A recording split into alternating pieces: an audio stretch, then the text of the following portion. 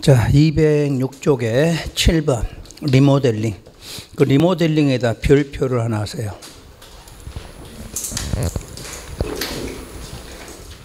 자, 그럼 리모델링이란 1번 건축물의 노후화를 억제하고 또는 기능 향상 등을 위한 다음에 해당하는 행위, 이렇게 나와서 다음에 해당하는 행위. 그럼 1번 뭐 대수선, 2번의 셋째 줄 중간 부분에 증축 동그라미 2개, 대수선 증축, 그게 리모델링이야.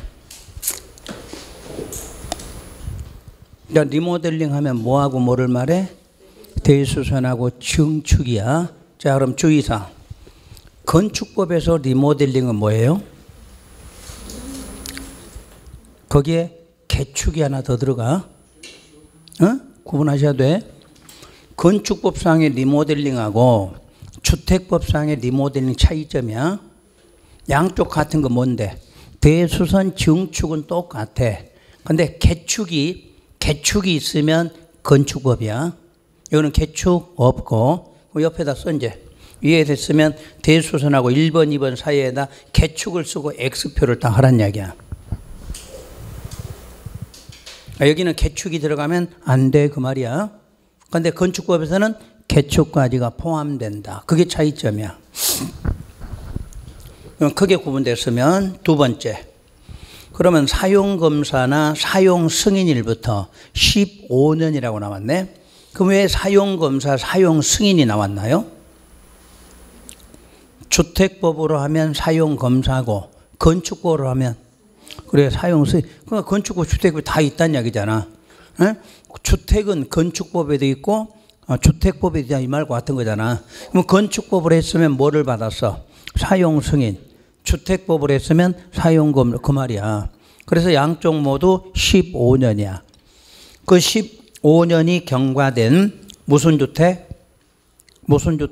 공동만 돼. 그럼 단독은 안 되는 거야 이제. 공동주택 중에서 각 세대의 주거 전용 면적 30% 이내에서 전유 부분을 증축한다. 전유 부분 이해되죠 이제? 아파트 전유 부분을 말해. 그러면 여러분들이 만약에 전용 면적을 평으로 해봐. 평으로 하는 게 좀 빠르겠지. 한 30평대의 아파트를 갖고 있어. 전용 면적. 그럼 대수선하면 얼마가 늘어나? 9평까지 늘 수 있다 그 말이야. 그게 증축이야. 알겠죠? 무슨 면적? 전용 면적. 전유 부분이야. 전유 부분을 30% 늘릴 수 있다 그 말이야.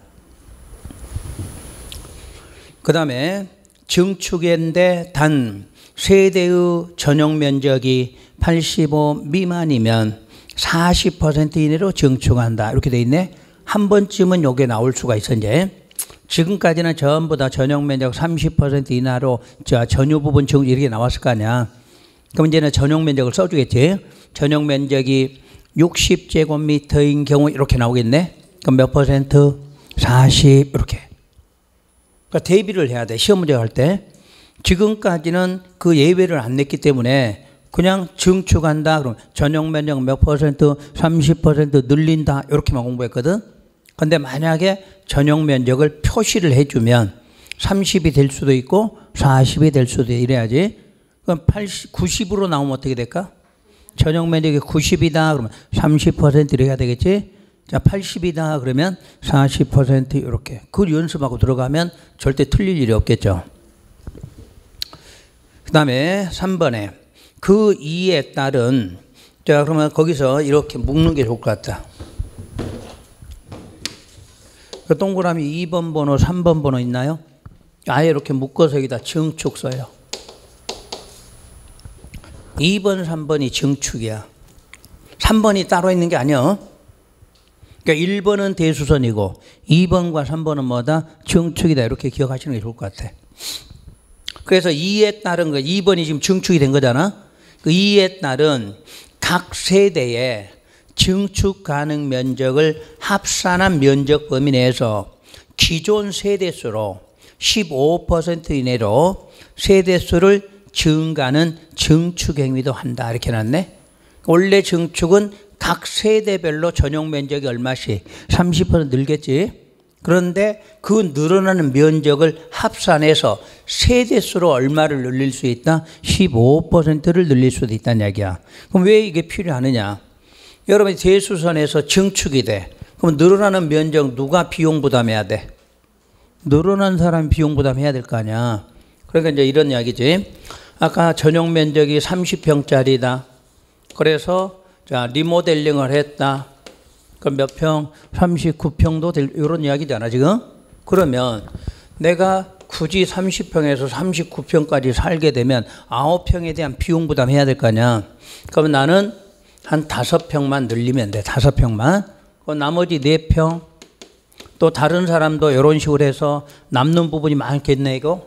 그럼 요거 뭐 하면 될까? 일반 분양하겠지. 일반 분양 요거 누가 돈 부담하고 들어올 거 아니야. 그럼 내가 비용 부담이 좀 줄 수 있다. 이런 이야기지. 그러니까 원래는 증축은 전용 면적이 얼마? 30. 각 세대별로 30씩 늘어나는데 그 늘어나는 면적을 합산해서 뭐로 늘리는 방법? 세대수. 세대수를 늘리는 방법도 있다. 그럼 세대수는 몇 퍼센트? 15야. 이런 게 시험 문제 다 숫자가. 리모델링은 모든 숫자 자체가 시험 문제니까 구분해야 돼. 그럼 만약에 대수선 그러면 10년이다 이렇게 나와야 돼. 그래서 그 대수선에 이제 다시 올라가서 대수선에다 괄호하고 10년 쓰셔야 해. 그래 나중에 안 틀리게 위해서. 책에서 대수선에다. 자, 그럼 앞으로 사용검사 되고 10년 지났다. 그럼 뭐 할 수 있어? 대수선에 15년 지났다. 증축한 이렇게 기억하라는 이야기야. 그러니까 리모델링에서는 숫자로 내는 거니까 리모델링은 대수선한다 해놓고 15년 써놓으면 맞아 틀려? 틀렸지? 대수선은 10년만 지나면 대수선 한다는 이야기야. 그런데 증축은 10년 되면 증축에 못해. 못해 몇 년? 15년. 그것만 갖고도 시험 낸다. 그거 갖고도 시험을 낸다니까. 그 다음에 증축을 할 때는 각 세대별 전용 면적 얼마를 늘려? 30을 늘려. 근데 그렇게 늘리지 않고 그런 부분을 합산해서 세대수로 얼마를 늘릴 수 있어? 15%를 늘릴 수 있다. 이용이야. 그런데 이제 괄호 속에가 다만 수직으로. 이 수직이 뭐야? 층수를 올리겠다네. 층수를 수직으로 증축할 수도 있다 그랬어. 그러니까 세대수를 옆으로 늘리는 방법도 있지만 수직으로 올리는 방법도 있다 말이야. 이 수직 증축을 한동안 불허를 한 거야. 그래서 안 하다가 너무 경기가 안 좋으니까 수직 증축도 허용한다 해서 이게 만들어진 거야. 옛날에는 뭐 만들렸어? 세대수만 늘리는 증축이 허용되다가 수직 증축도 허용한다고 법이 바뀐 거야. 그럼 언제냐면 우리 수도권의 분당 신도시 오래전에 이제 만들어 놓고 15년 이상이 지난 거야. 그래서 리모델링을 하는데 옆으로 늘리는 게 불가능해. 그러니까 어떻게 해야 돼? 위로 올려야 돼. 근데 위로 올리면 왜 안 되느냐? 하중 때문에 안 돼. 하중 때문에. 원래 15층으로 지어놨는데 한 25층 올리면 어떻게 돼? 무게 때문에 무너지니까 수직 증축 허용을 안 했던 거야. 근데 이제 구조 요즘에 공법이 아주 많이 개발되다 보니까 이제는 수직으로 올려도 큰 지장이 없다 해서 수직 증축 허용해 준 거야. 근데 규모가 있지. 수직 증축은 최대 얼마? 3계층까지만. 3계층까지는 안전에 문제가 없다 이렇게 해서 판단이 된 거야. 그죠? 그러니까 만약 5계층도 될 수는 있지만 안전 문제가 생기니까 5계층이 안 된다는 얘기야. 그러니까 지금 안전진단 해봤더니 최고 3계층까지는 공법상 올려도 되겠더라 해서 이걸 허용해 줬어. 3계층까지. 근데 3계층 허용에서도 기존 건물의 층수에 따라 달라. 기존 건물의 층수가 15층 이상이면 몇 계층? 3계층. 그럼 14층이 아니면 2계층까지만 수직 증축하라. 이렇게 된 거야. 이걸 다 모두 시험에 냈어. 뭐가 답이 될지는 모르지만 하여튼 다 내. 그렇다고 리모델링을 통째로 내지는 않아. 그냥 지문상에다 용어 지문 넣을 때 갑자기 넣기도 하고. 이렇게 리모델링을 통째로 주면 쉬워. 아, 이거 나왔네. 순서별로 나올 거니까. 이 지문을 갖다 한 개씩만 뽑았으면 어려워져. 그러니까 전체 흐름을 좀 잡고.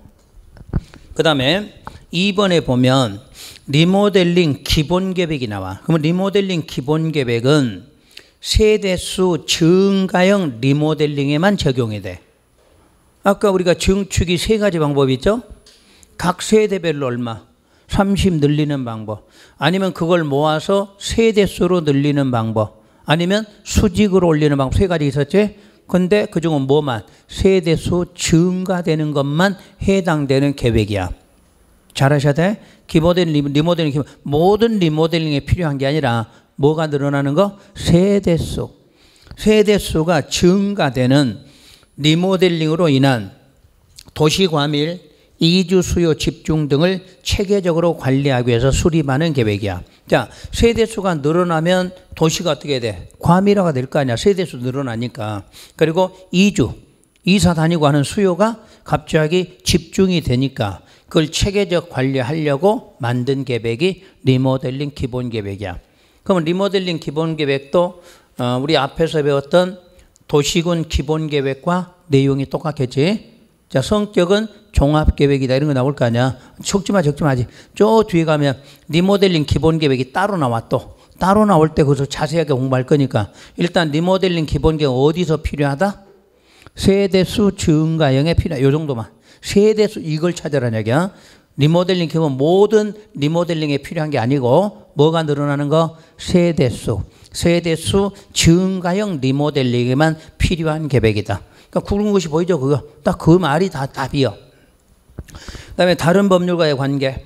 1번, 주택의 건설 공급에 관하여 다른 법률에 특별한 규정 있는 경우를 제외하고는 전부 다 이 법에 적용하는 바에 따르고, 이 법의 적용 대상은 주택, 부대, 복리시설이야.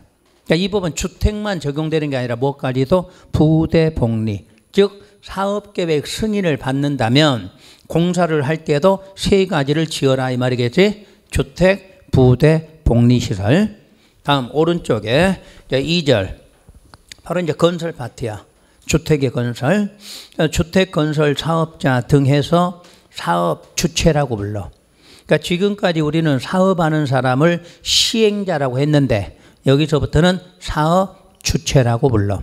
그러면 사업 주체는 비등록 사업자가 있고 등록 사업자가 있다지. 그러면 거기에 등록 사업자 이름이 무슨 자? 주택 건설 사업자, 대지 조성 사업자지. 그럼 이 법은 사업의 종류가 두 개가 뭐예요? 주택 건설 사업과 대지 조성 사업이잖아. 거기다 사람 자자, 놈 자자만 써놓은 거야. 당장 이 법은 사업하면 몇 개? 두 개 사업하는 사람. 그러면 등록을 누구한테 하는가? 밑에 미리 봐요. 등록 사업자란 누구한테 등록? 그래, 거기까지만. 그럼 앞으로 국장에게 등록하고 사업하면 등록 사업자. 국장한테 등록을 안 하고 하는 사람을 비등록 사업자라고 불러. 그럼 비등록을 보면 공공과 공동으로 구분해놨어. 공공과 공동. 그럼 공공을 배웠으니까 한번 읽어봐요. 공공 누구예요? 국가, 지자체, 공사. 그럼 여기서도 공사는 무슨 공사? 토지공사, 지방공사. 그리고 공익법인 있죠? 혹시 공익법인 같은 거 뭐냐면 우리 나라 무슨 집짓기 운동본부, 국민사랑 집짓기 운동본부 이런 거 들어봤나요? 그게 공익법이냐? 응? 여러분 모두 옛날 TV 같은 데 보면 어디에 막 집도 고쳐주고 집도 지어주는 거 있었잖아. 그 보니까 내가 이름을 국민사랑 주택본부인가? 그런 게 있어. 그런 걸 공익법인이다 이렇게 말해. 근데 우리 시험에는 공익법인은 무시가 돼. 그냥 공공하면 우리 그동안 배운 대로 국가, 지자체, 공사 이거 기억하시면 되지. 그 다음에 공동사업이라는 것은 등록을 안 하는데 주택조합이나 토지 소유자나 고용자라고 하는 사람이 이미 등록한 사업자하고 공동으로 사업을 시행한다고 그랬지. 그러니까 이 사람들은 자기가 등록을 안 하기 위해서 등록한 사람하고 같이 사업한다 이런 뜻이야. 그러면 이거 세 명에다 이제 공부를 할 때 거기다 미리 할게요. 주택조합 소유자 밑줄 긋고 고용자 이렇게 따로 밑줄 그어보세요. 그러니까 공동에서 시험 문제 내는 게 딱 있어 답이.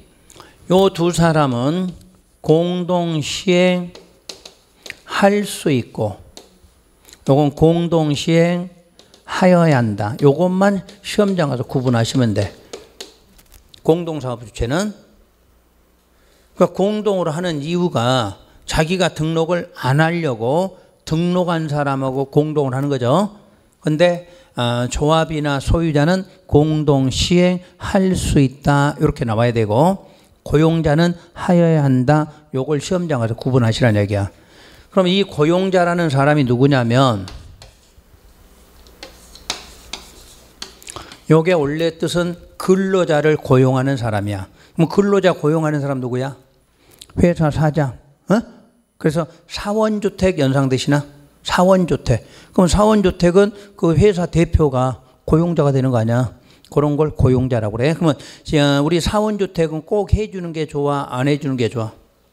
꼭 해주는 게 좋은 거지. 왜? 그 근로자들이 일하는데 주택 없이 사는 것보단 거기다 사원주택 지어주면 좋은 거잖아. 그러니까 이거는 꼭 장려하는 방법이니까 하여야 한다. 이렇게 나와요.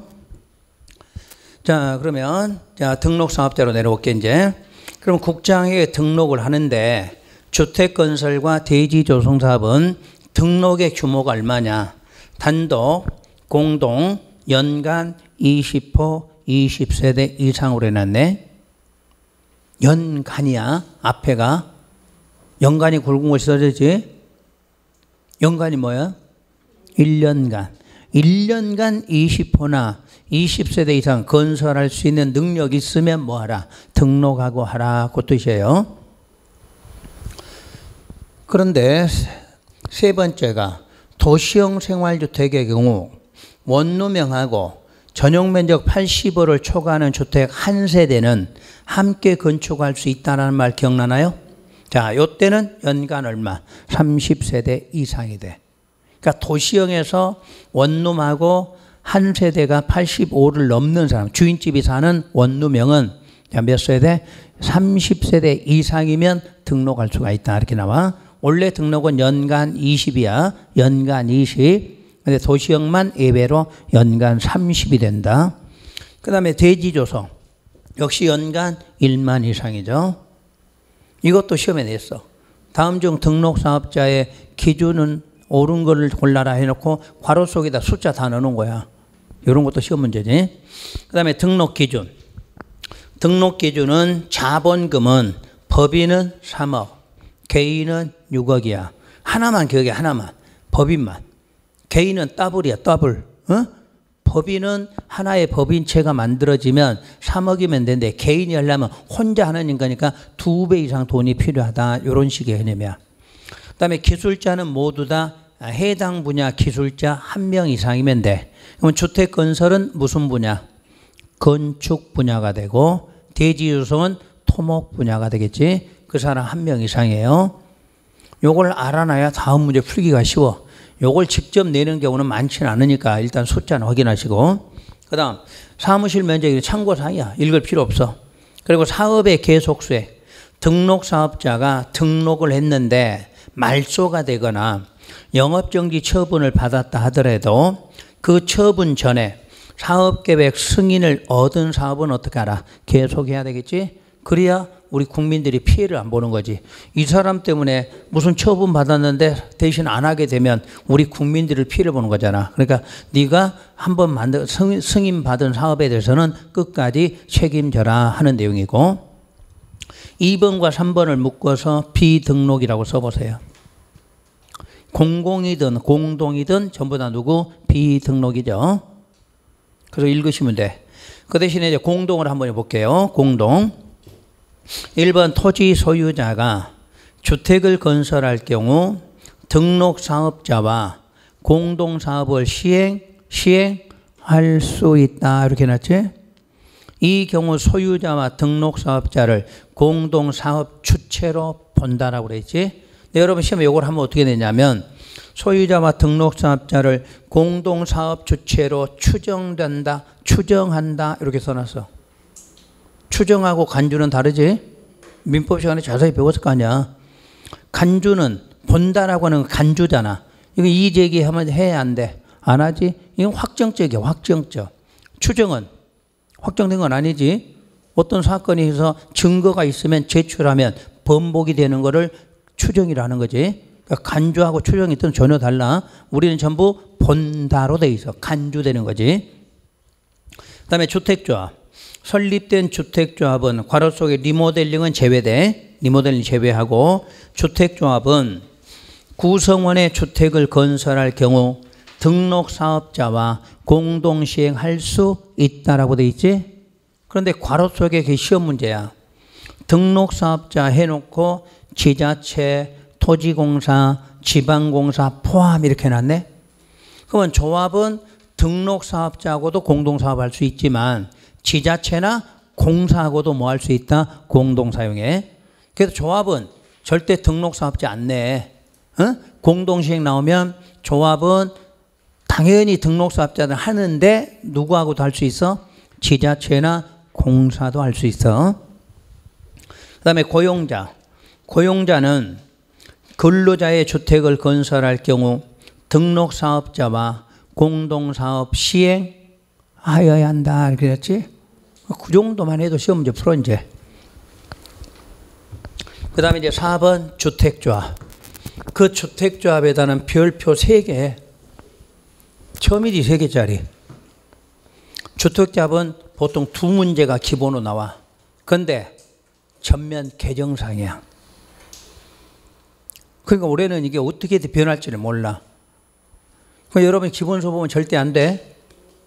하긴 기본서 보실 분 없지 지금. 기본서는 아예 개정이 안 돼 있는 부분들이야. 혹시라도 기본서 보다가 이놈하고 틀려 그러면 이놈이 우선이야.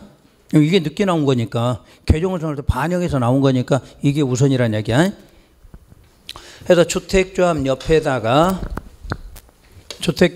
이렇게 표시하세요. 4번 주택조합 있나요?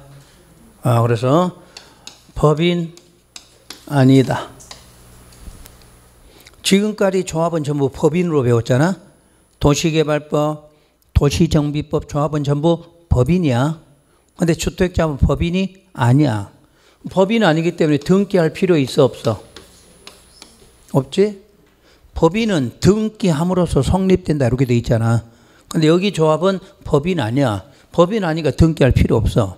그러면 여기는 자 무슨 인가만 필요하냐? 설립인가. 설립인가만 받으면 성립이 돼. 이게 다른 조합과의 차이점이에요. 분명히 조합이 아니라고 내가 미리 했어. 그러면 이제 조합의 구분을 보시면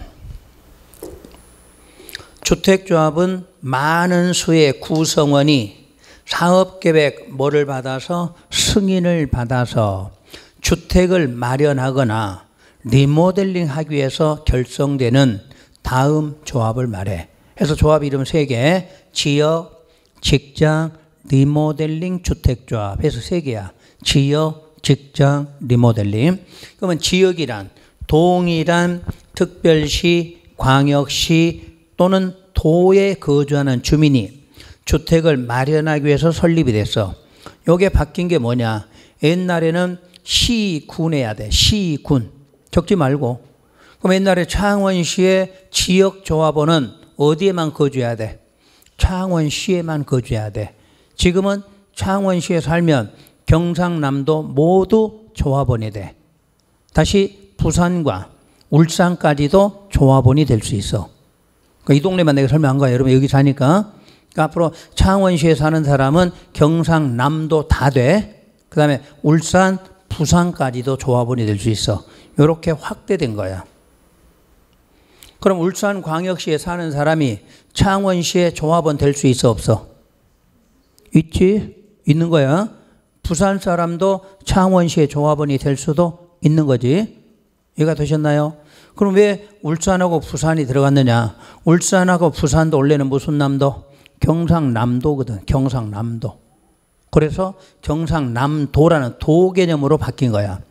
그러면 경북에 사는 사람들은 대구에 조합원이 될 수 있다. 맞아? 그렇지. 경북도 대구 안에가 경북이 있는 거 아니야. 그래서 지금은 큰 개념이 뭐로? 도 개념으로 바뀐 거야. 도 개념으로. 옛날은 시군이었어. 그러니까 시군이니까 창원시 조합원은 어디에? 창원시에만 살아야 돼. 그럼 함안군은 여러분이 조합원이 돼? 안 돼? 안 됐지? 근데 지금은 도로 바뀌었어. 도로. 그렇게만 알고 계시면 돼. 그 다음에 직장은 동일한 직장이야. 근데 여기 동일한 직장이라는 게 공무원이야. 공무원. 일반 직장 아니고 공무원이라고 미리 연상해야 돼. 그 다음에 리모델링. 리모델링은 반드시 무슨 주택? 그렇지. 아까 우리가 리모델링은 공동주택만 한다 이 말이 있었잖아. 근데 이걸 시험에 단독주택 소유자 이렇게 냈는데 이걸 못 찾는 거야. 이 법에서 리모델링은 무슨 주택? 공동만 하는 거야. 공동만. 그래서 그 공동주택 누가? 소유자가. 리모델링 증축을 해야 되니까 소유자가 있어야지. 그 소유자가 리모델링 하기 위해서 결성했다 이렇게 나오지. 그러니까 이건 용어의 간단한 지문 하나만 알아도 풀 수는 있는데 우리가 용어를 너무 소홀하게 된 거지. 용어 개념을 정확하게 알면 문제 풀어져요. 그다음에 이제 조합의 설립 거기다가 별표 하나를 하시면 돼. 이 부분이 예전에도 시험이 많이 나왔어요. 나는 이제 설명을 하려고 하는 거니까 적으실 필요 없어요. 여러분 책에 다 있어. 있는 걸 여러분 집에 가서 읽으려면 요 설명을 들어야 읽을 수가 있어. 그래서 알려드리는 거 뭐 적으실 건 아니면 좀 이따 따로 요 사진 찍으면 돼요. 이제 설립에 대해서는 설립 인가가 있어. 그리고 설립 신고가 있어. 이게 차이점이야. 그동안에 우리는 설립하면 항상 뭐만 인가만 했지. 인가만. 여기는 신고 규정이 있어. 신고. 즉 앞에서 배운 저와 법인이 아니기 때문이야. 법인이 아니기 때문에 알아서 만들 수가 있다 이렇게 말해. 그럼 인가는 어느 때 받냐면 주택을 마련하고 또는 리모델링 하려고 한다. 주택을 마련하거나 주택 건설이 아니야. 왜 마련이라고 하냐면 여러분 지역조합원은 건설회사가 모집하는 거잖아. 건설회사가. 우리 어디에다 아파트 지으려는데 모집할 거 아니야. 그럼 여러분들 가입만 하는 거야. 가입만. 그럼 주택을 여러분이 건설한 게 아니라 뭐 하려고? 마련하려고. 마련할 이렇게 나와. 건설이 아니라. 그래서 마련하거나 리모델링 하려면 시장 등으로부터 설립 인가를 요한다 이렇게 나와. 설립 인가를 요한다. 그러면 주택을 마련할 때는 그렇게 하는 거고. 그러면 직장조합이 국민주택을 공급받는다. 공급을 받는 경우는 시장 등한테 설립 신고만 하면 돼요. 여기는 국민주택을 뭐 받는다고 그랬어? 공급을 받는다고 그랬지. 가만히 앉아서 여러분들이 건설된 건 받기만 하는 거야. 그때는 뭐 하라? 신고만 해. 그런데 무슨 조합만? 요걸 기억해야 돼. 설립 신고는 모든 조합이 다 신고가 아니라 무슨 조합? 직장만. 그리고 이 직장 조합은 반드시 무주택 세대줘야 돼. 그럼 바꿔서 저 인가 쪽은 주택이 있어도 상관이 없어. 여러분 한 주택을 하나 갖고 있어도 조합원 될 수가 있어. 근데 국민주택 받을 때는 직장조합은 반드시 누구? 무주택. 그럼 왜 직장한테만 저런 국민주택을 공급하는 혜택이 있다? 아까 직장이 뭐라고 그랬는데 공무원이니까 공무원한테는 저런 혜택을 주고 있다. 이런 뜻이 되지. 그래서 차이점. 자, 인가는 마련하고 리모델링이야. 신고는 국민주택을 공급받는 거야. 그것도 무슨 조합만? 직장만 이렇게 돼 있어. 크게 구분되고 미리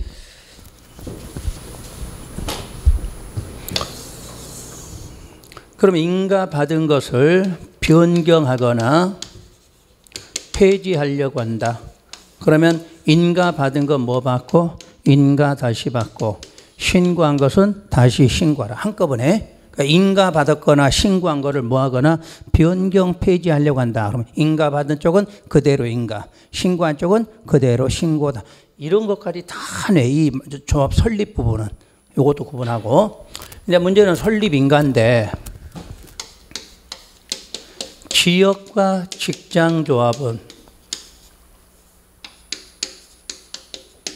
그러면 주택을 마련하려면 뭐가 필요하냐? 다음 요건을 갖출 것 이렇게 나와. 바로 다음 요건을 갖춰라 하는 게 신설이 된 거지. 80% 이상 토지의 사용 권한을 확보할 것. 그럼 여러분 사용 권한이 뭐라고 그랬지? 지상권 설정, 자 임대차 계약 이렇게 이렇게 체결하면 어떻게 해야 돼? 사용 수익한다 이런 거지. 그 권한이야. 그리고 요 2번을 신설했어. 15% 이상의 토지의 소유권을 확보할 것. 요걸 새로 신설한 거란 얘기야. 옛날에 80은 그대로 있었어. 옛날에도 사용권 확보하라 이거는 있는데 새로 신설된 건 15% 이상 무슨권 소유권 확보. 자, 그 소유권 확보 찾아서 별표 하나 세요. 그 영문자 B로 돼 있어. 동그라미 번호 B. 거기도 개정 날짜 써놨죠. 2020년 1월 23일 날 개정이 됐어. 시행 시기가 언제야? 7월 24일이야. 아직은 시행 안 하고 있지. 근데 우리 시험 언제야? 10월이니까. 여러분 시험에는 반영되는 내용이다. 요 뜻이야. 그래서 그 조합에는 내가 다 시행 시기, 개정 시기를 다 써놨으니까 안 하는 것도 있어.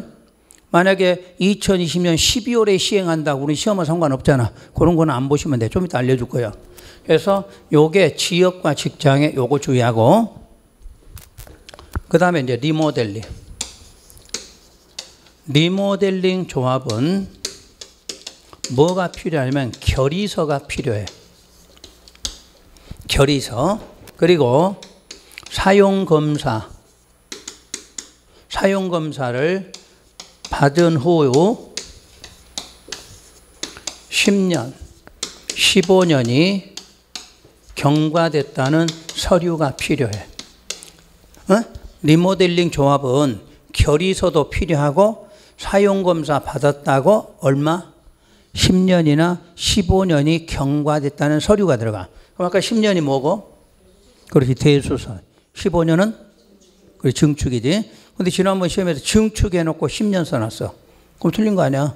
이래서 여러분들 이 공부를 하나하나 지문까지 하면 절대 안 틀려. 그래 놓고 이제 리모델링 하는 방법이 두 가지가 있어요. 주택단지 전체 리모델링 방법이 있고 동만 리모델링 하는 방법. 그럼 만약에 주택단지에 갔더니 아파트 동이 10개 동이 있어. 10개 동 전부 리모델링 하는 걸 뭐라 그래? 전체 리모델링. 10개 동이 있는데 101동만 리모델링 한다 그러면 동 리모델링 이렇게 해석하면 돼요. 그러면 전체 리모델링 할 때에는 전체에 대한 구분 소유자 등, 여기는 의결권이란 뜻이야. 좀 이따 여러분 책에 써 있어.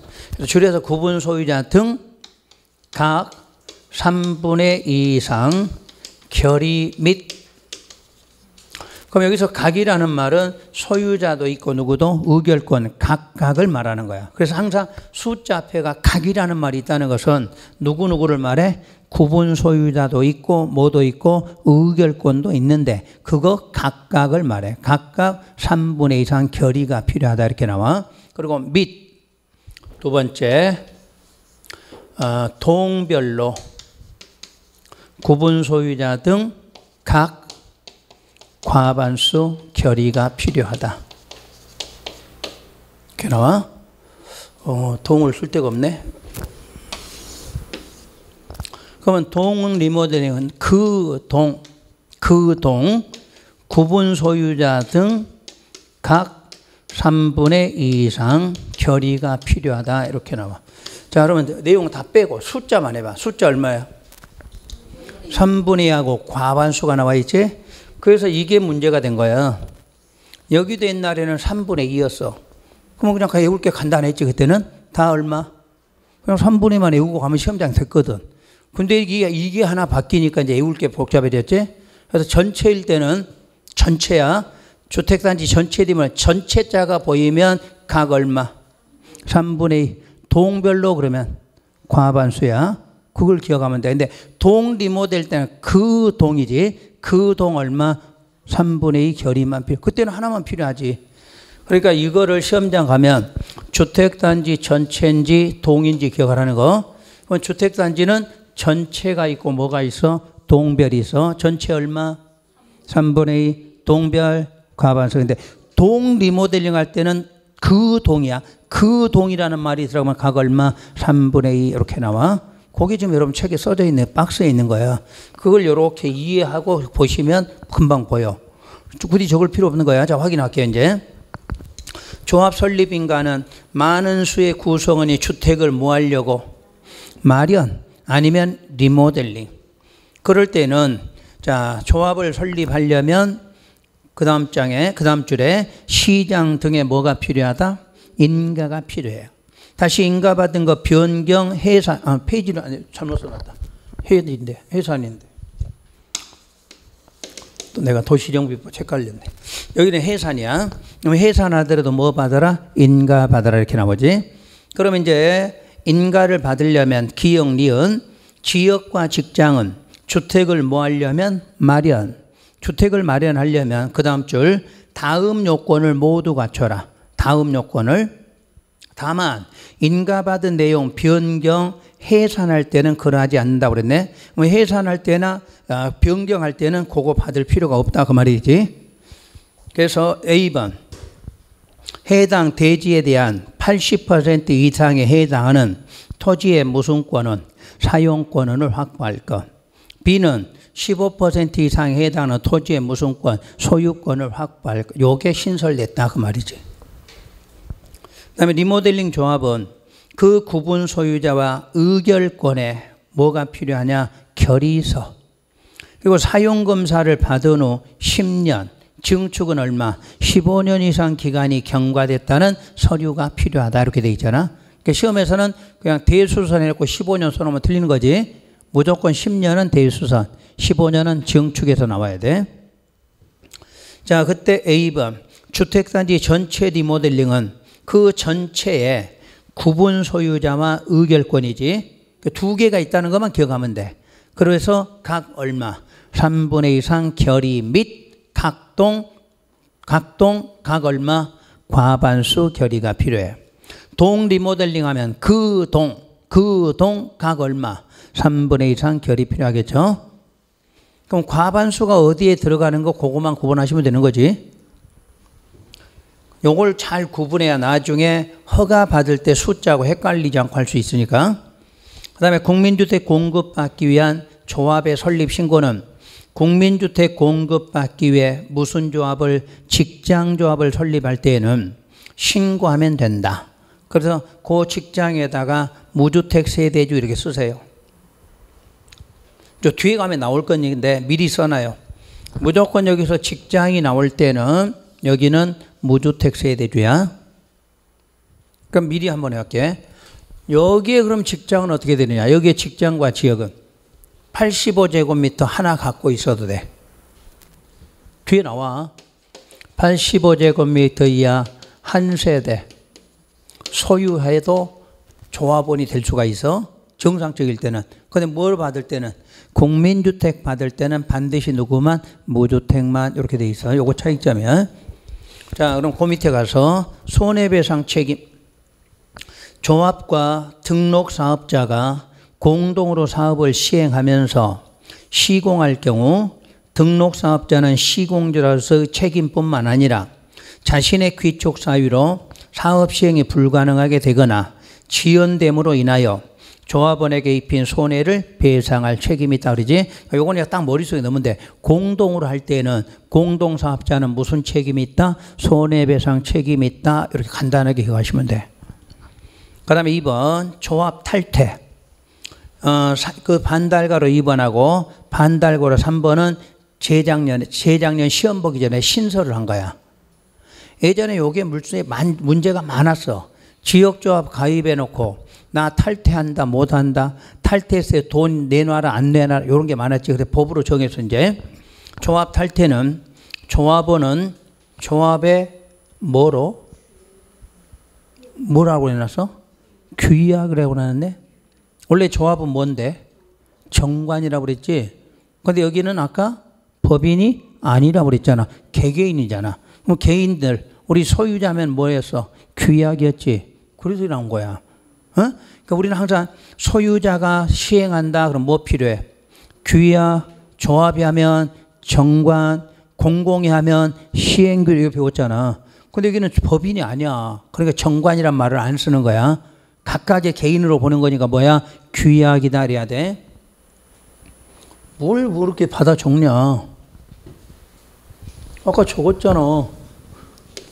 법인 아니다. 등기 안 한다. 법인 아니니까 조합 아니니까 개개인으로 보니까 뭐다? 규약인데 뭘 그렇게 받아 적어? 이해를 못 하겠네. 그럼 앞으로 그런 말 하지 말고 넘어갈까? 그거 적을 필요가 없는 거야. 아, 여러분 모르는 걸 내가 깨우쳐주는. 왜 규약으로 써놨느냐? 그러면 법인 아니니까 그거 하나만 기억하면 되지. 뭘 잔뜩 써? 집에서 공부 양 늘리지 말라니까? 근데 그 몰라도 돼. 규약이라고 알고 가면 되지. 그런 말 몰라도 되는 거잖아. 굳이 적지 마. 책 더럽히지 말라고. 나중에 여러분들 실무할 때 요 책 펴놓고 볼 건데 누구 사람 왔는데 거기다가 막 잔뜩 그런 거 써놓으면 되냐? 요 책이 여러분 기본서보다 더 좋아. 이놈 갖고 해야 돼. 이놈 갖고 공부했으니까. 그래서 이놈 했는데 잔뜩 시커멓게 빨간 펜, 노란 펜, 파란 펜 잔뜩 해놓잖아. 뭔지도 몰라. 지가 저기 밑줄 그어놓고도. 그지? 왜 빨간색이고 왜 노란색인데 몰라. 그냥 막 찍찍찍 그어놓지. 책이 깨끗한 게 좋아. 깨끗한 게. 아무것도 안 써도 합격하니까. 그렇게 말해도 못 알아듣네. 자, 규약이야. 괜히 규약 말을 내가 해갖고 그냥 잊고 말걸. 응? 제발 좀 적지 마라. 내가 그냥 말할 때는 그런가 보다 그냥 알아들으면 돼. 그 필기하라 그러면 그때만 하면 되는 거고. 그냥 손은 여러분들 이게 적는 순간 머리로는 안 간다니까. 내가 말했는데 규약했는데 적느라고 몰라. 집에 가서도 왜 적은지도 몰라. 그래도 적지 말라고 하는 거지. 자, 규약으로 정하는 바에 따라 조합의 탈퇴 의사를 알리고 탈퇴할 수가 있어요. 그러니까 여러분들이 이제 조합원에 가입이 됐을 때는 언제든지 그만두고 싶으면 뭐 하면 돼? 탈퇴한다고 알리기만 하면 돼. 두 번째 비용 환급도 정해놨어. 탈퇴한 조합원 아니면 제명된 조합원 포함해서 조합 규약으로 정하는 바에 따라 부담한 비용의 환급을 뭐 할 수 있어? 청구, 법으로 정해놨어. 그러니까 여러분 지역조합원 가입할 때 만약 1,000만 원 내놔라 해서 1,000만 원 내고 가입했어. 근데 여러분 탈퇴했어. 그러면 1,000만 원 내놔라 하는데 규약으로 정한다고 그랬지? 그럼 뭐 90%나 80%만 이렇게 정해놓을 거 아니야. 그럼 그거는 환급받을 수 있다. 이렇게 되는 거야. 그러니까 법으로 이제 정해놨어. 싸움나지 말라고. 그 다음에 조합원 수, 이것도 이제 개정사항 중에 하나지. 주택조합 리모델링 조합원 제외. 그러니까 리모델링은 조합원 수 상관이 없어. 그럼 뭐하고 뭐만 해당돼? 지역과 직장만 해당돼. 그러니까 항상 세 개니까 리모델링 제외 그 말은 지역과 직장을 말하는 거야. 그래서 지역과 직장은 주택건설 예정 세대수의 50% 이상의 조합원으로 구성하되 조합원은 20인 이상이어야 한다. 이렇게 해놨어. 한번 예를 들까요? 예정 세대수가 1000세대야. 그러면 조합원은 몇 명? 500명 이상이면 되겠지? 요거 되나요? 자, 그러면 300세대야. 그러면 150명 이상이겠지? 30세대야. 30세대. 20명 이상 요 말이야. 이때는 15명이 아니라 최소는 얼마? 20명이야. 그래서 소는 숫자야. 원래는 얼마인데? 50% 이상인데 최소는 얼마다? 20명 이상이다. 왜냐하면 이 법은 아까 30 이상으로 했잖아. 30 이상. 그러니까 30 이상을 하는 경우도 있을 거 아니야. 그때는 반이면 15명 이게 아니라 그때도 최소는 얼마로? 20명으로 하라. 요 뜻이 돼. 그 다음에 동의의제. 리모델링 조합의 설립에 동의한 자로부터 건축물을 취득한 자는 리모델링 주택조합 설립에 뭐한 것으로? 동의한 것으로 본다. 그 다음에 총회 의결. 여기도 조합이니까 총회가 나오겠죠. 총회는 다음에 정하는 사항은 반드시 총회의 의결을 거쳐야 된다고 그랬어. 그래서 니은에 조합 규약을 변경하는 거. 그럼 그동안에는 조합 정관 변경으로 나왔겠지. 규약 변경. 그리고 디귿에 임원의 선임 해임. 그 다음에 리을에 조합의 해산. 그럼 이 말을 내가 읽어준 이유가 뭐죠 이거? 다른 조합에서도 요 세 가지는 절대 대행할 수 없다. 그 내용이지. 다른 법에는 조합이 있으면 총회가 있고 대의원회가 있었잖아. 대의원회가 총회 의결을 대행할 수 있다고 그랬지. 여기는 대의원회가 없어. 없으니까 항상 여기는 총회에서 해야 되는 거지. 근데 총회에서 하는 것도 당연히 뭐야? 정관을 여기는 이름 뭐로 바꿔서 규약으로. 그다음에 임원회 선임 매임 합병해서 같은 거잖아. 그래서 밑줄 그는 거야. 그 체크해 준 거야. 그다음 총회 의결. 자, 총회는 조합원의 100분의 10 이상이 직접 출석해야 돼. 다만 창립총회라든가 위 일에 국토부령으로 정하는 사항, 국토부령이 정하는 사항의 의결은 총회의 경우는 조합원 100분의 20 이상이 직접 출석하라고 해놨네. 그럼 그 옆에다 적어보세요. 페이지 138 번호 양괄호 12번에 동그라미 5번 이렇게 적어봐요. 이렇게 친절하잖아. 어? 그런데도 말을 안 듣고. 내가 대구는 수업을 가거든. 거기는 한 70명 정도 들어. 오전반이 70에서 100명이. 그러니까 그냥 수업도 할 만도 하지. 근데 거기는 적으라고 사정해도 안 적어 또. 그 공부가 잘해. 공부가 그게 습관이 된 거야. 그러니까 공부 잘하는 사람들이 안 적는 습관 아니까 옆에 사람도 안 적어야 되는 줄 알아. 우리는 어떤 사람 하나가 적기 시작하면 다 또 하나 적고 있지. 그러니까 빨리 습관. 그래도 여기는 잘한 거야. 여기는 빨리 잡힌 거야. 그 정도로 분위기가 돼야 되는 거지. 자, 그러면 여러분들 페이지에 138을 넘겨봐요.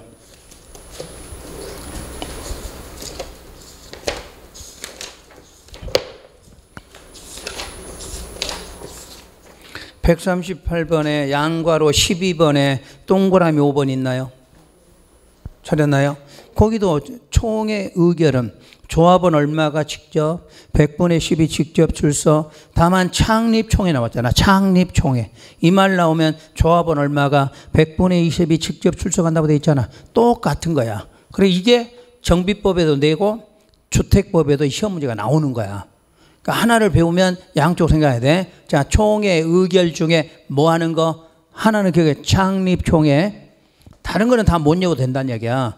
양쪽이 공통이가라는 얘기지. 창립총회가 나오면 원래는 100분의 10인데 이때부터 얼마가 20이 출석한다. 이런 개념이잖아. 아시겠지? 왜냐하면 시험에 이게 자주 나온 거야. 자주. 그러니까 자주 나오는 거는 어디서 나오든 간에 맞출 수 있게 공부하시라는 얘기지. 자, 그러면 다시 209로 와요.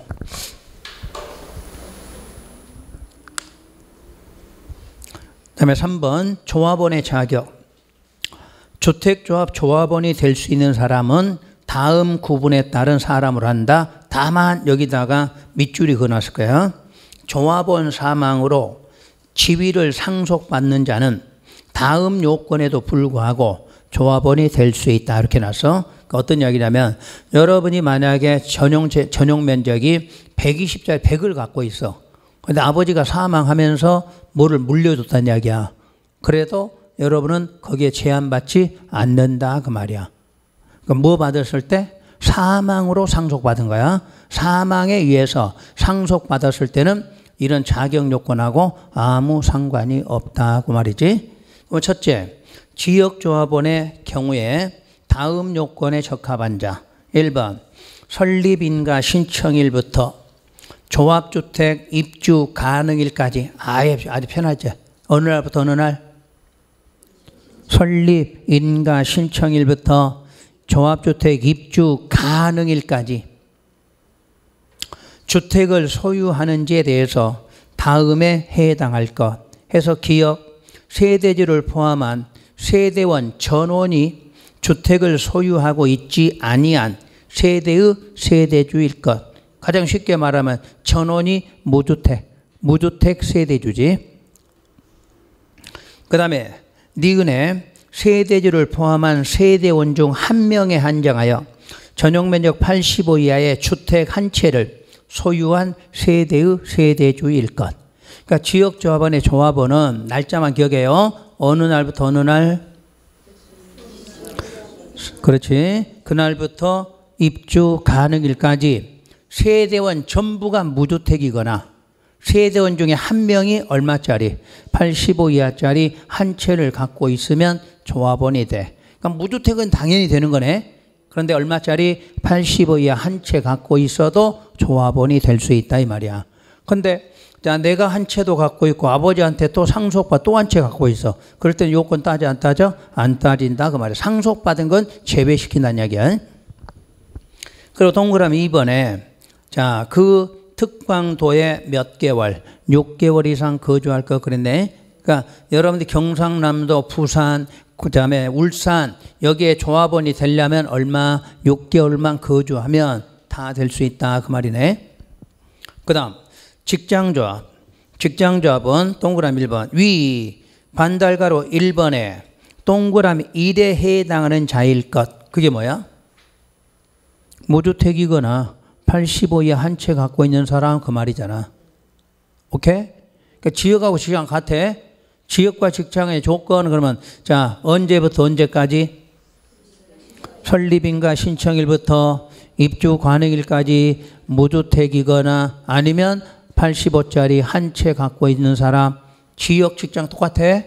그 대신에 괄호서 국민주택을 공급받기 위한 직장주택조합의 경우에는 동그라미 1에 기역에 해당하는 누구? 무주택 세대주로 한정한다고 그랬지? 그러니까 여기서 직장이 나올 때는 무주택도 되고 85 이하도 하나 되는 거지. 근데 신고 쪽에서 국민주택 공급받는 직장은 반드시 뭐다? 무주택. 요거야. 차이점이야.